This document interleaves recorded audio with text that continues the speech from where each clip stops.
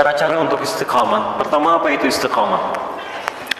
Istiqamah itu dari kata qamah ditambah ista.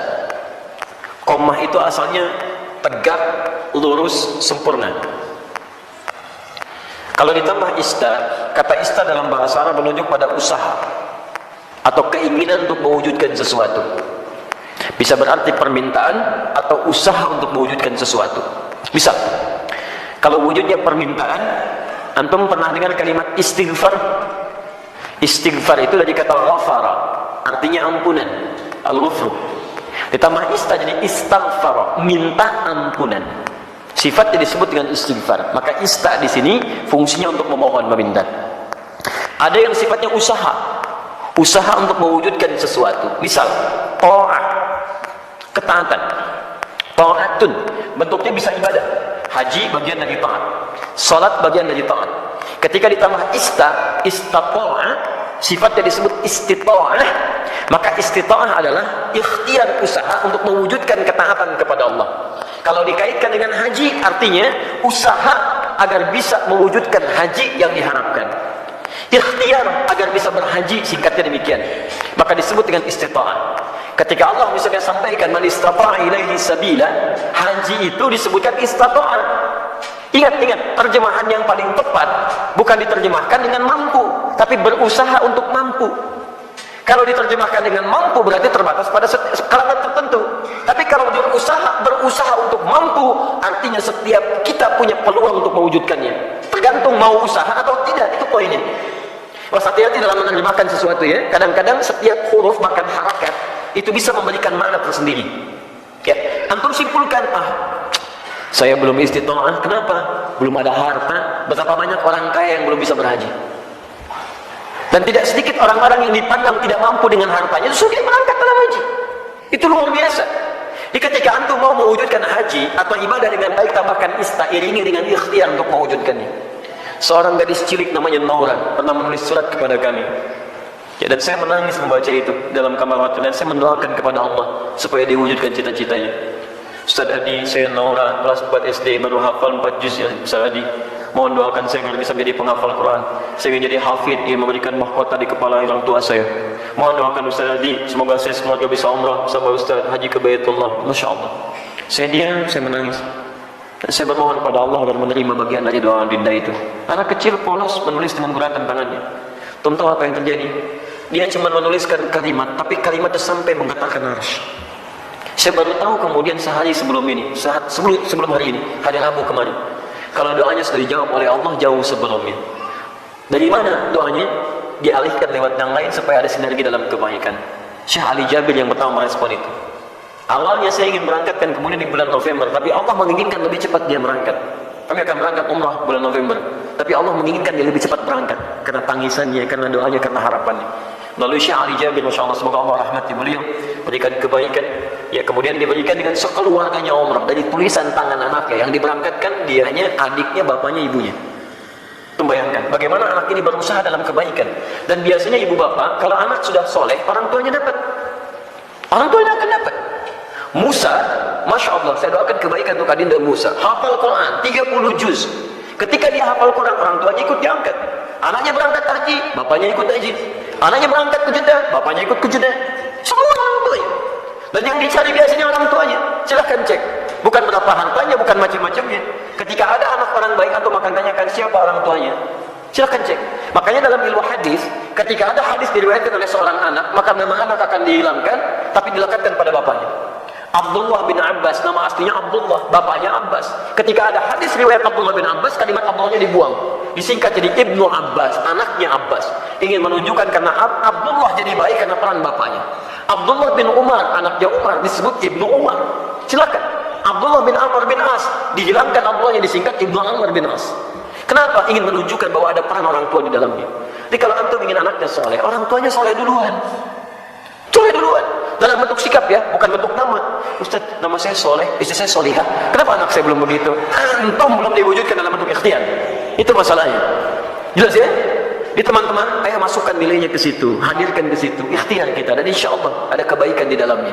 Yang paling menarik sekarang istiqamah. Istiqamah dari kata qamah. Qamah itu tegak, lurus, sempurna.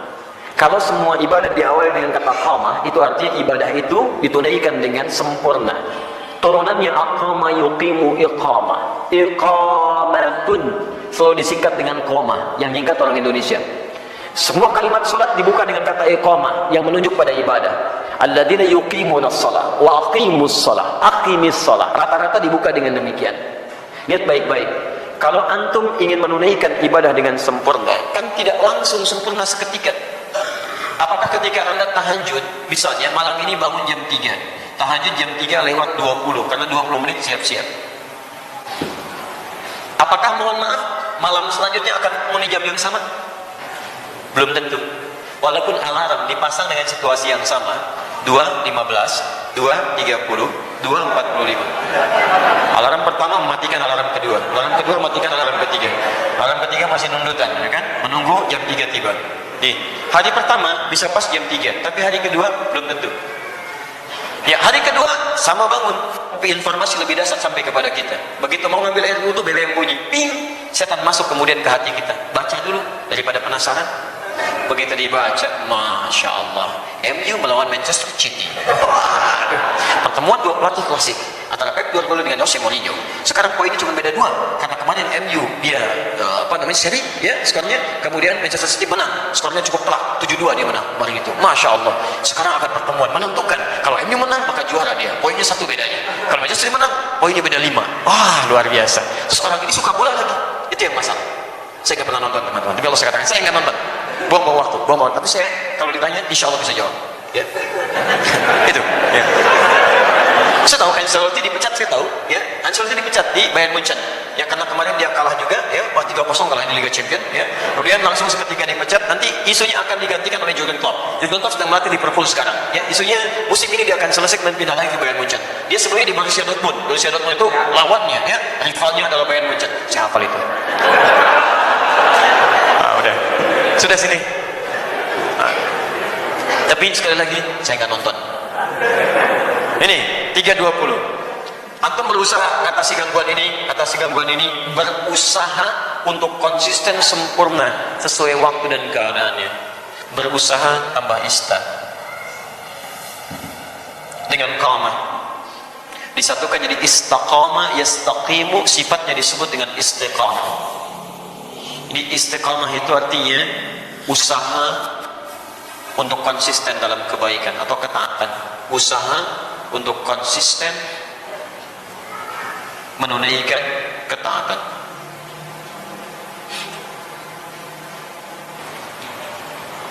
Istiqamah tahajud, istiqamah puasa, istiqamah baca Al-Quran, istiqamah berdoa dalam kebaikan. Sekarang pertanyaannya, bagaimana cara saya bisa istiqamah? Itu pertanyaan terbesarnya. 1, istiqamah dimulai dengan ilmu, pengetahuan dulu. Kalau antum kerjakan sesuatu tanpa pengetahuan, maka tidak akan ada motivasi bagi kita untuk menguatkan hal yang ingin kita kerjakan.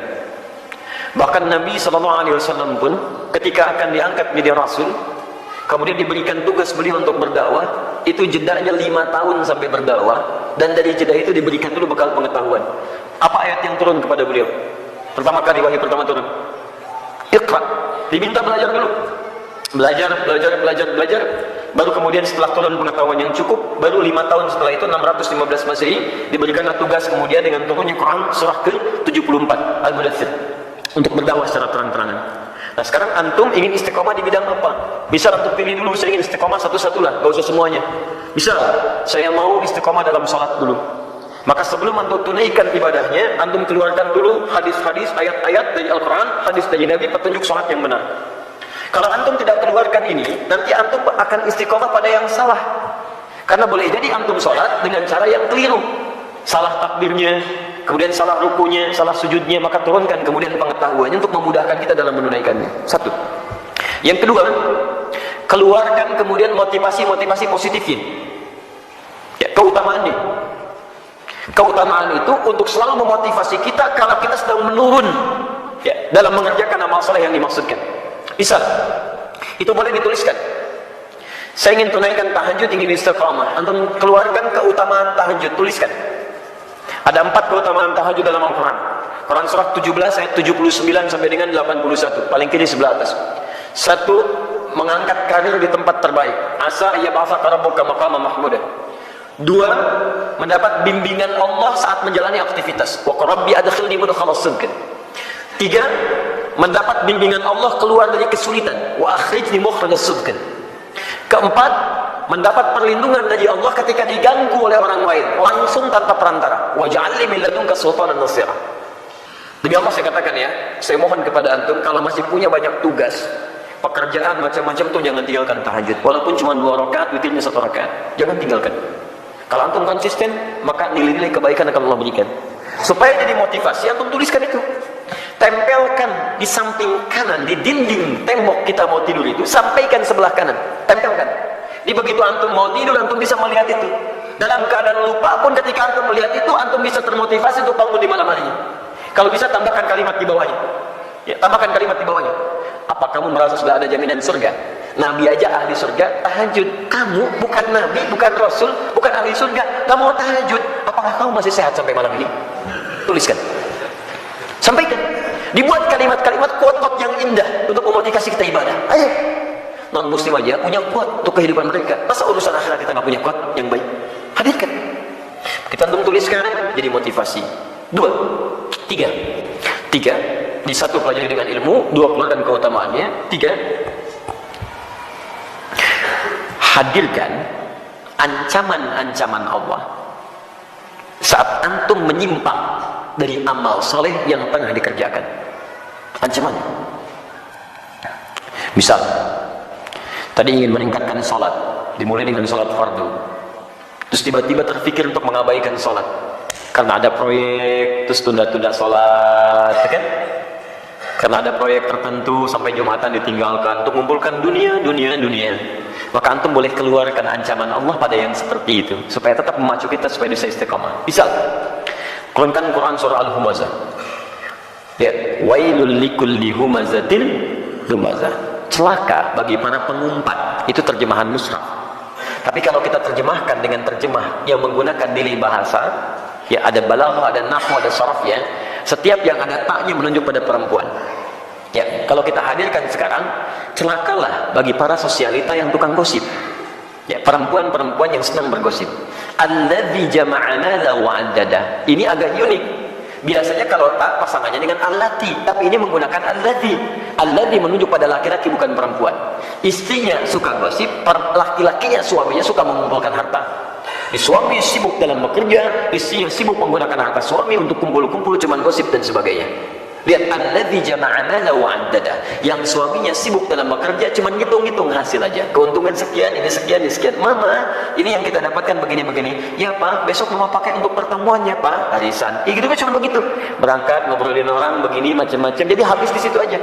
Suaminya berangkat gelap, pulang gelap, berangkat lagi macam-macam. Enggak ada kenikmatan dalam kehidupannya.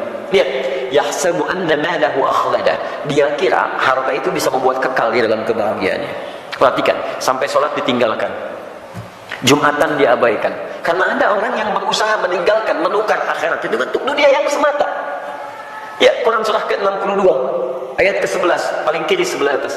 Wa idza ra'aw tijaratan aw lahwan infaddu ilaiha fatarakuka qa'imah.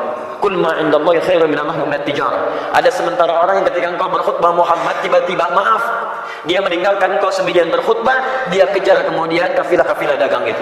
Ayat ini turun, ini sebagai pelajaran karena dulu di awal masa Islam, awal Jumatan, Nabi sedang khutbah, tiba-tiba muncul kafilah dagang. Diskon besar, 90%, lewat tuh, samping masjid. Mereka yang masih lama iman meninggalkan Nabi berkhutbah, mengejar barang dagangan itu. Lihat, selalu rumusnya begini. Kalau tidak disebutkan di Quran siapa orangnya, kapan kejadiannya, artinya kejadian itu akan berlaku umum di masa-masa selanjutnya. Dengan situasi yang berbeda. Masya Allah, antum bisnis di keuntungannya 10 miliar teman-teman sekalian. Tapi tanda tangannya dilakukan pas saat sholat Jumat. Pilih mana antum? Ngejar proyek 10 miliar atau antum Jumatan dulu baru kemudian kejar proyek itu? Pilih mana? Pas tanda tangannya waktu Jumat.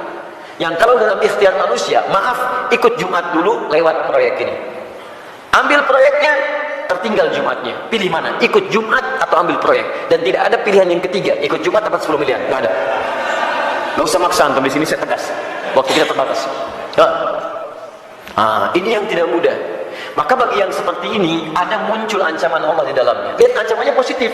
Qul ma indallahi khairum minallah wa minat tijarah. Katakan Muhammad pada orang-orang yang masih senang dengan yang seperti itu, menukar akhirat dengan dunianya, atau hanya sendal gurau aja, canda dia dengan yang seperti itu, cuma canda aja. Allah sudah siapkan ganti yang terbaik untuk dia. Apa alasan paling logisnya? Wallahu khairur razikin, saya yang tentukan rezekinya.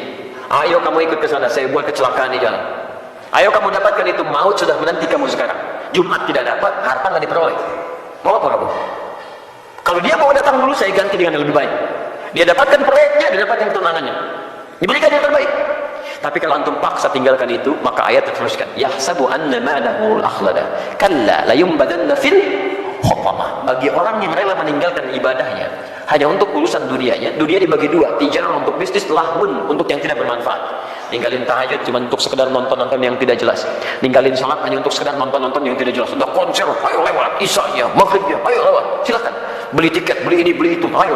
Ada yang joget-joget, ada yang macam, ada yang mabuk ini itu. Dia itu lahun namanya. Dia kira akan abadi dengan keadaannya. Lihat baik-baik. Saya siapkan neraka spesial namanya Hutamah. Wa ma adraka mal hutamah? Tahukah engkau apa tipikal neraka spesial Hutamah itu? Narullahil muqadah. Neraka itu spesial karena akan dibuat membakar dari ujung sampai dengan kedalamannya. Lihat. Allati tattali'u 'alal afidah, sampai dengan ke otak yang paling dalam. Innaha 'alaihim muqsadah. Kalau dia enggak berubah, dia neraka itu mengintai menunggu. Kamu cepat pulang ya, saya tunggu. Cepat pulang, saya tunggu. Fi amadin mumaddadah, dan dia tidak dibiarkan tapi terikat. Secara singkat, orang yang hidupnya mau meninggalkan ibadah hanya untuk urusan dunia, maka di nerakanya nanti, di neraka gambaran singkatnya itu akan diikat begini, bukan dilepas. Karena nanti ada orang di neraka yang biasa itu dilepaskan. Begitu haus dia ngambil airnya dari timah, ambil. Mau makan, makannya dari duri. La yusminu wa la yughni min ju'. Ayo ambil dan sebagainya. Tapi yang ini enggak punya kesempatan, diikat begini. Cara membakarnya, kalau yang lain apinya langsung, kalau ini tidak. Dari ujung kaki seperti dilas sampai dalamnya matang. Dan ini tidak akan pernah naik kalau belum matang. Awas, matang dulu. Begitu sudah matang naik, yang ini sembuh, ini matang dulu sampai ke ujung akal yang paling dalam, al-afidah. Afidah itu jamak dari fuad, yang menentukan, yang merancang kegiatan kita. Seakan-akan Allah katakan begini, ini isi otak kamu ini apa sih? Yang lain masih mikir sholat, baca Al-Quran, macam-macam. Otak kamu ini lagi, maksiat lagi, sampai meninggalkan ibadah. Saya bakar sampai ke otak yang paling dalam, supaya nampak isi otak kamu ini apa. Terus dan diikat. Kalau mau coba silakan, tapi disampaikan supaya kita tidak masuk ke dalamnya. Makanya antum keluarkan, tuliskan ancamannya. Begitu sudah seperti itu, maka berusaha untuk mewujudkannya. Bismillah, antum berdoa kepada Allah. Yang terakhir berdoa, minta supaya dikuatkan oleh Allah Subhanahu wa ta'ala. Ya, minta supaya dikuatkan oleh Allah Subhanahu wa ta'ala. Makanya nanti ada doa-doa. Ya, ada doa-doa untuk bisa dikuatkan dalam keimanan. Allahumma tsabbit qulubana ala dinik. Ya Allah, kuatkan hati kami ya Allah dalam tuntunan agama. Rabbana la tuzigh qulubana ba'da idh hadaitana. Ya wa hab lana min ladunka rahmah innaka antal wahhab. Ya Allah, jangan geser keadaan hati saya setelah saya kuat berada di jalan-Mu ya Allah. Anugerahkan saya keturunan terbaik untuk menjaga iman kami ya Rabb. Jadi belajar ilmunya, belajar ketentuannya, hadirkan motivasinya, jauhi kemudian ancamannya. Setelah itu berdoa kepada Allah untuk dijaga. Dengan itu summastaqamu, disebutlah orang ini istiqamah. Tatanazzalu alaihimul malaika, maka diturunkan oleh malaikat untuk menjaga sifat istiqamahnya. Nanti ada bisikan dari malaikat, ada bisikan masuk lewat sifat takwa. Dia orang istiqamah itu kalau ikhtiar tadi 4 ditempuh dengan baik, maka malaikat turun untuk menjaga dia. Tatanazzalu alaihimul malaika, dijaga oleh malaikat. Apa penjagaannya? Bisa penjagaan terus kepada ibadah dan dijaga dari maksiat. Yang kedua, dijaga supaya tidak bersedih dalam kehidupannya. Allah khaufun alaihim wa lahum yahzanun. Dijaga supaya tidak sedih, artinya dia tenang, dan dijaga supaya tidak gelisah, artinya dia senang dalam kehidupannya. Maka kalau malaikat sudah turun, Masya Allah, antum bisa rasakan sendiri. Dulu ketinggalan sholat fardu terlambat, biasa-biasa, sekarang ketinggalan tahajud menyesal antum. Ya Allah, ya Allah. Hebatnya, begitu ada pikiran maksiat, langsung diluruskan oleh Allah. Itu nggak baik buat saya, tinggalkan. Itu nggak bagus, tinggalkan. Jadi demikian caranya bagi teman kita yang di Jember. Semoga Allah bisa berikan kebaikan-kebaikan untuk kita semua dan bisa menghadirkan sifat istiqamah dalam kehidupan kita.